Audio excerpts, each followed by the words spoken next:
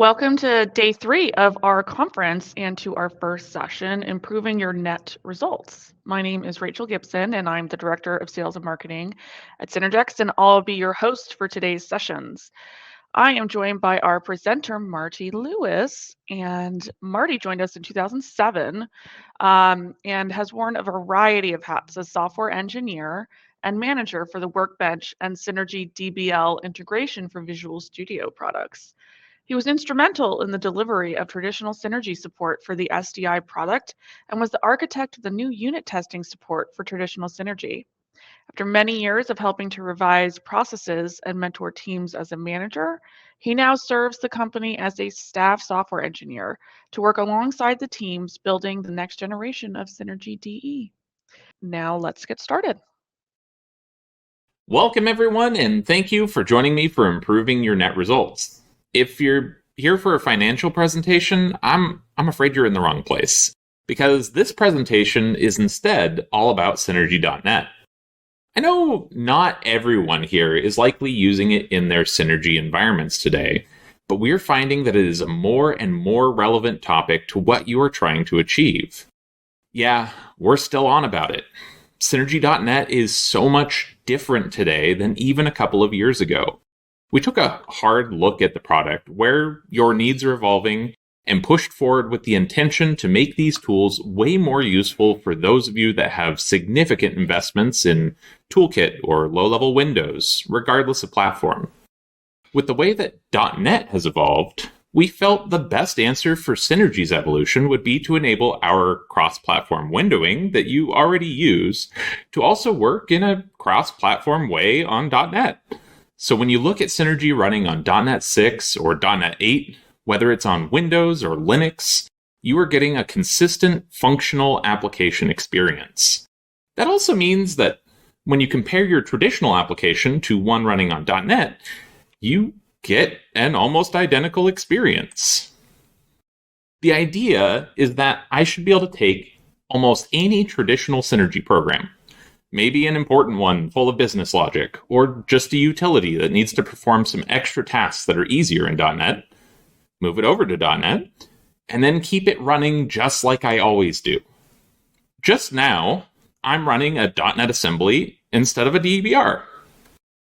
The application can be simple with just a single screen, or some complex mix of windows and console input, and everything just works the same. So what I have up here is the tried and true repository DBR, alongside a freshly built rps.exe. These are both over SSH to my Linux box from a Windows terminal session, and yeah, sorry, you get my colorful terminal backdrop. They both manage structures, fields, files, etc., and both operate just like you'd expect. But which one is which? They operate exactly identically. There's no way to discern a difference between them either visually or functionally. For the record, though, the one you see on the left is the traditional program, and the one on the right is built with .NET. Anyway, and also for good measure, here's that same .NET application running on Windows instead in that same terminal environment. Maybe it's more obvious if you see some of the source code. I actually had to dig in order to find a way to give you a comparison on this. The traditional program and the .NET program are both built in the same Visual Studio solution. They quite literally share the same source files. In the entirety of the source repository, there's only like 6 of these if-defs that you see up here, and the majority are there to handle this explicit typing of arguments. There is one that handles some subscripting syntax and another that explicitly adds some console interaction before starting the program proper. I actually think that's some test code. Honestly, I'm not even sure if we need these particular type if-defs anymore after some of the other recent work with QRelax in the compiler. My point is that the volume of difference does not always have to be big. You may be looking at a few small changes, or even no changes at all, when taking a program and making it run with .NET. This is all building up to a vision of your products and tools getting to make use of .NET when it's the right tool for the job.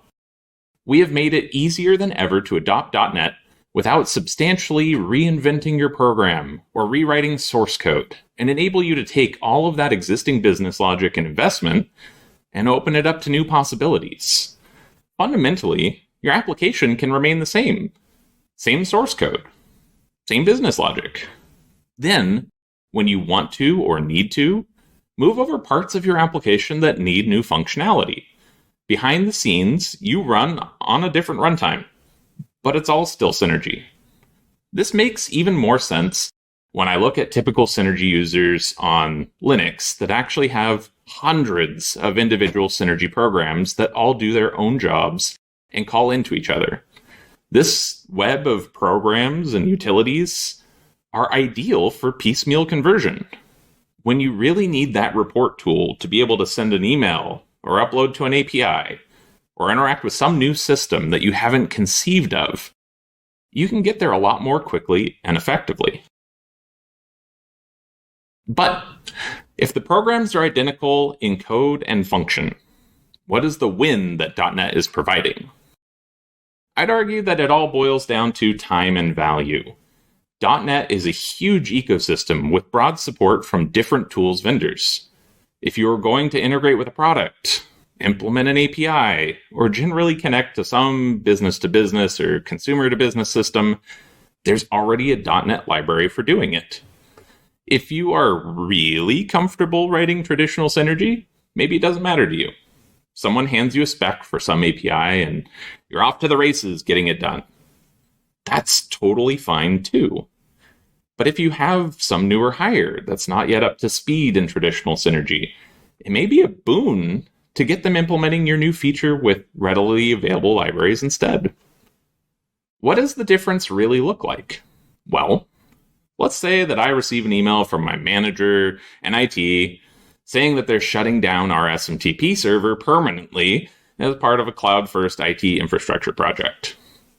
Everything is moving to Office 365 Exchange, and they don't want to own email delivery anymore. Corporate policy is now to use SendGrid for all software-based email needs. Cool, that's easy enough, right? I can go pop open our email library, add some new boilerplate for the data structures for communicating with SendGrid's API, maybe use the JSON API or XML API, depending on what format they require, write up the appropriate HTTP API calls, figure out authentication, write some error handling, write response validation, write some tests. It's not that big of a project, but it is a project. You'll need to do some planning, maybe hack it out for a few days. Some of you watching may be able to make this thing happen in an afternoon with an extra cup of coffee. But what if I could implement most of the SendGrid implementation in the next couple of minutes? In a demo? In .NET? Let's give it a try. Okay. So in preparation, all I've done is set up my SendGrid account and put my API key into an environment variable for convenience, so I don't have to show all of you.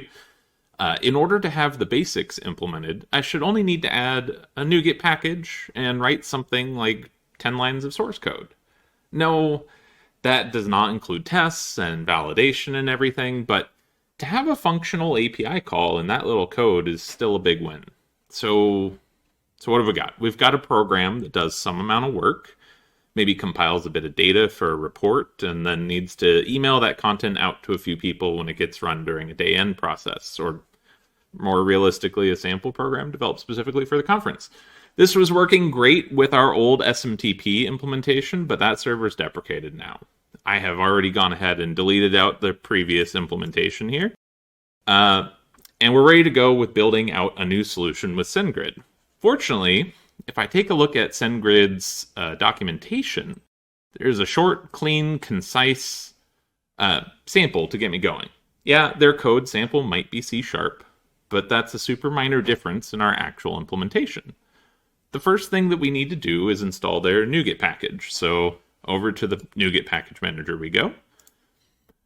And we switch over to the browse view. This default NuGet repository is managed by Microsoft and gives us a fairly complete view of all the packages currently available.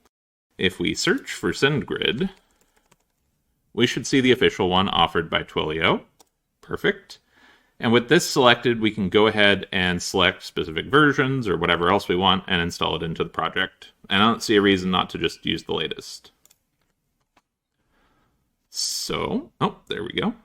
Yes, that is the right one, and the dependencies that come along with it.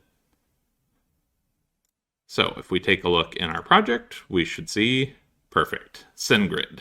So now what do we actually need to code?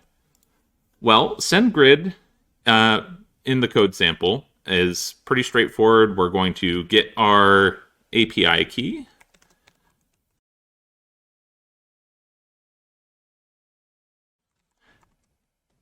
And then we need to go ahead and create the client. So let's do that. The new SendGrid. I don't have this imported yet. Let's just go ahead and get the SDI IntelliSense to do that for us. We hand it the API key. So this is going to create the primary object that we use for interacting with the SendGrid API. We go ahead and make a from address. This is the email address that is sending out the email. New address. Once again, thank you, IntelliSense. If you don't know what I'm doing there, Control period by default will try to resolve whatever's under your caret, and we'll pass this the recipient, the sender, email, and the sender. So this is going to give it the email and the friendly name to put in there. To address, also a new email address. And then we already have our message content and our subject. I don't think we need to do anything else with that. All that should be left is to make a message object. So they have a mail helper, create single email. You can see there's lots of different options in this API. And we give this the from address, the to address, the subject, and our message body. This takes both a plain text content and an HTML content. So if you want to make your email differentiate, you can. I'm just, for the sake of this demo, going to set it up as the same content.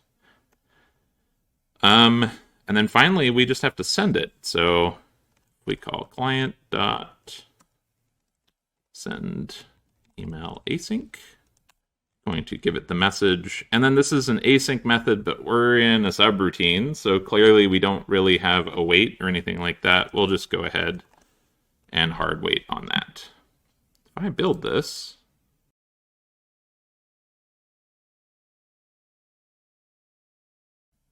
okay. So we're all built up, and I think if I go ahead and run this as is, we should already be set up to run our program. And in just a short moment, we should see that come into my email inbox. But I also want to take this program and run it over on my Linux system, because that's where it's actually supposed to live. So let's go ahead and publish it. So if I come down to my command prompt, and I build my solution with the publish target. I like it a little bit better in the command line interface just because you have real control over which targets you're running. And I can see here, if I go out to this directory, we have assemblies and executables for every single one of the main lines in that project, including this guy right here, which is the one that we just ran as a sample. So if I then go over to my WSL box, which has access to that exact same directory structure just to make it really easy for testing, and we go over to net and publish, we can see all the same content here. We'll go ahead and run our same program. And it already works cross-platform, the exact same code running on the Linux system and sending an email. Oh, and there they are. Yeah, obviously not a very good report, but for the sake of demo, I think that'll work. Not bad, right? We got a lot of result out of not a significant amount of effort. Efficient use of your time as a developer. And SendGrid is just one example of what you can integrate rapidly with .NET. If I were to browse the Postman top 50 most popular APIs from last year, there's almost certainly going to be a pre-built .NET package for implementing each and every one of them. When I picked the logos for this slide, I didn't even check them until after they were all in place, because I was that confident there would already be a package. This is giving your existing applications access to industry-standard API interfaces and opens the door to integrating in ways that you might otherwise ignore because of the required effort. If it only takes a dev a few hours to prototype a concept, you can confidently explore an idea without fear that the failure is going to cost you months of development effort. What would it look like if we automated the signing of this report with DocuSign? How many manual hours would it save?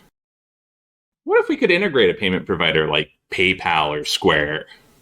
What benefit would that add to our customers? What if we could sign into Microsoft Graph and have an alternative path to a user's files and activity?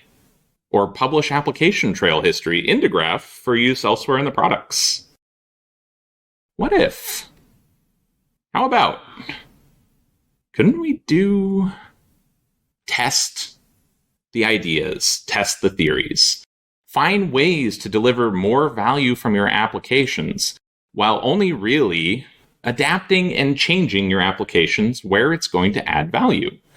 Rather than try to convert all of the software over to .NET, take your core libraries and a couple of your mainlines and build them in parallel in .NET. Only move software when it makes sense to move. Once you're there, grab a NuGet package for SendGrid or SSH.NET or PayPal, build a prototype. Iterate quickly on ideas and theories about what you could achieve with your software. Open the door to experimentation in new ways, regardless of whether you're operating on Windows or Linux. And use those experiments to maximize the value of your application. Bring value to your customers through new integrations with other service providers. Bring value inside your business by integrating with the tools, APIs, and software that drives your internal processes. Bring value to your team by staying on top of implementing cross-business unit requirements in data access, communication, or logging. But there's got to be a catch, right? Something like, .NET will eat my system resources, or I have to sacrifice half my staff to Microsoft, right? No, not really. We've been continuously iterating on the quality, performance, and compatibility of Synergy.NET over the years, with a focus on making the tools easier to use, easier to build with, and tracking Microsoft closely on deploying and publishing. 2023's release of support for Synergy.NET on Linux was a major milestone for us on truly delivering the best version of these tools. And we haven't stopped either. The SDI product is now supporting multi-mainline .NET projects, both .NET Framework and .NET, improved publishing workflows, improved performance when working on .NET projects, remote debugging to Linux, and so much more. While we are more or less requiring you to do dev on Windows to take advantage of the new features and functionality, your deployment cross-platform to Linux has never been easier. The real notable catch is that .NET is more strict than traditional Synergy. But at least it's not just strict for the sake of being strict. The original limitations that we put in place were to ensure that your source code would and could translate cleanly to a .NET strong type system, and put guardrails in place with bounds checking. These are enhancements designed to improve the quality of your codebase and help prevent against potential runtime failures, not just arbitrary rules trying to make your life more difficult. We have seen a number of customers adopt bounds checking, QREC Proto, a flag which enforces prototyping, and other strictness flags even in their traditional applications to enforce code quality and ensure that the tools are informing developers when they might be enabling a dangerous pattern in their code. Circular references are an unfortunate side effect of the loose organic library structure that source bases have built up over the years. They continue to be a total non-starter in .NET today, but we are evaluating if it's possible to give you some tools to ease you through this particular pain point. I will say that spending the time to understand your dependencies and untangle circular references is a huge win for your code and will make it much easier to reason about your software. If you don't want to tackle this yourself, consider bringing in PSG. They're quite good at breaking down complex dependencies and sorting this all out. And a little note on type enforcement. While this has not gone away, we have made it easier than ever to approach this problem incrementally. The .NET compiler is supporting some QRelax options now, especially param.ad and param.st, which relax some parameter type restrictions. This allows you to get your software up and running in .NET much sooner. These relax options are especially helpful with the passing of structures and passing of alphas to decimals. Obviously, there is a complete list of differences in the documentation if you want to read it, but I think the best approach is to get your software in Visual Studio and start working through the errors. Okay, .NET is strict. There are ways to adapt and improvements to make the whole process a little bit smoother, but I have to imagine that there are a ton of unanswered questions out there, like, what does incremental adoption of .NET even look like? How do I use all the shiny new tools that Synergex provides? How do I manage having sources shared between traditional and .NET? Where do I get started? What do I do? The basic answer is get Visual Studio 2022. Get the latest SDI, and make some projects to support your efforts. Let's take a look at an existing traditional mainline project and try moving over a few programs to .NET. So we saw the same project earlier when we went through adding a NuGet package, but this version of the project is before we ever migrated it to .NET. I want to walk through what the process might look like if you're starting with a traditional Synergy solution of multi-mainline projects, core libraries, and the like, and want to start migrating some of those programs to .NET. The bulk of my programs in this project are actually single operation programs. Some of them are toolkit, some of them are command line, but it's all one big multi-mainline project. If you're not familiar with what that is, it's a project type dedicated to building up a bulk of programs that have common dependencies. So you don't need to have 100 different projects for your 100 programs. My sample here is a toolkit program. It's written to run on either Windows or Linux, depending on the need, and, it just does one operation. You get a fancy toolkit UI, and you're done. See? Super fancy. Taking this kind of project structure to .NET is easier than ever before in the latest versions of SDI, and I can keep both my traditional and .NET code working in the same solution. So, the very first thing that I need to do if I'm going to get .NET into this solution is bring over my core library. So I have a core library that's got all of my supporting subroutines that my different programs use. And if I want to run any of those programs, I need my core library working in .NET. So the first thing that we're going to do is come in here and create a new project. Adding a new project to the solution, I can select a class library because we're working in .NET. I don't want .NET Framework or .NET Standard, I want .NET. So I'm using .NET 8. We're going to name this Core Lib Net. Keep it naming convention, you can name it whatever, but I want to keep them similar. So by default, when I create a new class library, I'm going to get a default class. I don't need that. What I do need is the sources of my core library. We've got them all over here, but we need them all over here. So add existing item. This will let us add files to our core library, and we're just going to browse over to where the existing core library is. And I'm going to select all of these sources because I want all of my subroutines. But instead of click add, which would cause a copy of all of them to be added to my project, I want to click this drop down and select add as link. That will ensure that only a reference to all those files is added to my project, not a copy of all of them. So there we go. That's everything, right? I've got my core library. I should be able to build it. It's got all of my sources, after all. Except it doesn't know what to do with toolkit. Right. My core library has a reference to tklib. How do I ensure that I also get a reference to tklib in a .NET project? Well, to do that, we're going to pop back into the NuGet package manager. If we go over to browse and we type tklib, you'll actually see that there's a Synergex SynergyDE tklib package available on NuGet. And if we actually just go to synergex.synergyde, you'll see that a lot of our APIs have libraries on NuGet ready to go. This is our preferred distribution mechanism for .NET libraries, just because if we need to update them, we find a bug, we can actually publish an updated NuGet package, and you're not waiting on a new build of SynergyDE or SDI. So we do need that tklib package. We'll come down here, select it. Latest version is fine. Yes, please make this change to my project. I want to be able to build.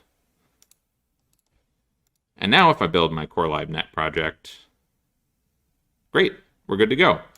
It understood what to do with that library. It finds all the tklib methods that it's expecting. We are set. So the next thing that we want to do is we want to be able to have a program that we can run, because that core library doesn't actually contain this main line that we've been working on. So I need to bring over a new mainline project into .NET that I can convert my program into. So just like before, add new project, and we're going to look for mainline. Yeah, it's here in my recents, but don't mind that. And we've got mainline support for .NET Framework, for DBR, which is traditional Synergy, and .NET. Since we're in .NET 8, let's go ahead and do that. And we will call this SynerBNet, because we are very clever with our naming conventions. Just like the previous project, there's a couple of files already populated here. Thank you, past Marty, for making that template that way so that we've got to clean it up here. And we need to add our source file. Just like before, we're going to go to add existing item, browse over to where our source is located, and add it as a link. We don't want to get a copy. We want to make sure that if we make edits to the source, they're in both projects. And that means that if we make edits to the source, we need to make sure that they're compatible with both traditional and .NET. The other thing that I need to do is I need to make sure that my project gets all the environment variables that are set up by my traditional projects. So I'm going to make a quick change here. Go to Properties, Common Properties, and turn on Use Common Properties. And you see a couple of things get populated right away. That's because this is actually enrolling us into the common properties that are already set up in our traditional projects. This should ensure that I get all of my environment variables that I need that someone else has already pre-specified. And one of them happens to be this exe variable where we're going to load our window library from. Because it's toolkit, we have to load our window library in order to render it. So we're all set, right? We set this guy as our startup project and we build it. Oh yeah, we still need tklib here too. So, manage NuGet packages, tklib, good to go. And later on, if I'm coming in to manage my packages, it actually gives you options around installing these into all projects in the solution. So there's ways to make this a little less painful too. All right, so we have tklib now in our mainline project. We've got our program, we've got our common props. We should be able to run.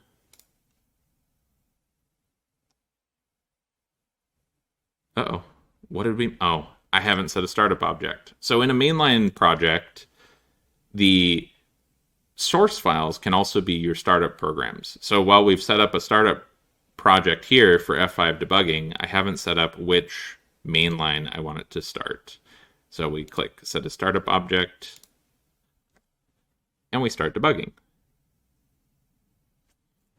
And I get my toolkit application just as I saw on the Windows side, but now rendering in command line interface because .NET is command line native. And if it's command line, that means that I should be able to run this on Linux, right? Publishing, once you've got your main line, is still just as easy as what we did before. So if I do a publish of my solution, I should probably make sure it saved that solution.